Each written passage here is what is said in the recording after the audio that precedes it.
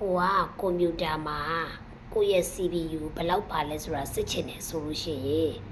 laptop keyboard လေးကနေ Windows နဲ့ 8 ကိုနှိပ်လိုက် Windows နဲ့ 8 ကိုနှိပ်လိုက်တဲ့အခါကျရင်ဒီမှာ task manager ဆိုတာပေါ်လာလိုက်မယ်အဲ့ဒီ task manager ကိုတစ်ချက်နှိပ်လိုက်ရင်ပြီးရင်ဒီမှာ performance ဆိုတာလေးကိုနှိပ်လိုက် performance လေးကိုနှိပ်လိုက်ပြီးဆိုဒီမှာသူ CPU ပေါ်လာပြီအဲဒါဆိုကိုကကွက်လေးနည်းနည်းချဲလိုက် CPU ကြည့်လိုက်ပါဒီမှာကိုဟာကအိမ်ဘလောက်ပေါ့နော်ဒီမှာကိုရဲ့ကိုဝယ်ထားတဲ့အမျိုးအစားမှန်ဒီမှာပြန်ကြည့်လို့ရတယ်တခုချင်းစီလိုက်စစ်လို့ရတယ်နော်အဲ့လိုမျိုးလိုက်စစ်လို့ရှိရင်အဲ့ဒါကိုရဲ့ CPU ကိုရဲ့ဟာကမှန်ဆိုတာကြည့်လို့ရတယ်အဲ့လိုလေးစစ်လို့ရပါတယ်ဟိုဆိုကို CPU ကြည့်မယ်ဆို CPU မှာ i5 30 Gen နော် memory က16 GB DDR5 နော်ဒီမှာ display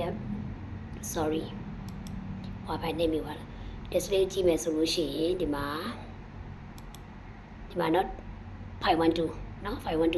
အဲ့ဆိုဒီမှာ graphic ကိုကြည့်မယ်ဆို graphic က3500နော်3051အဲ့လိုမျိုးလေးစစ်ကြည့်လို့ရပါတယ်ရှင်နော်အဲ့ဒါလေးပါ